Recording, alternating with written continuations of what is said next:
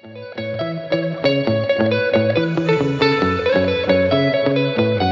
the very first time that we got one of the books, I was just really excited about it.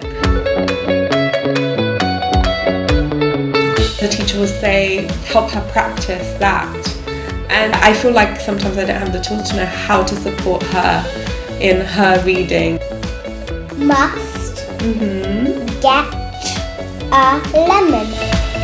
That's one of the really great things about the books.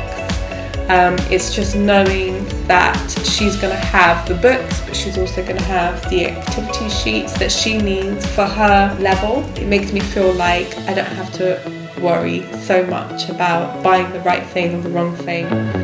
I'll do it all by myself. You're going to do it all by yourself?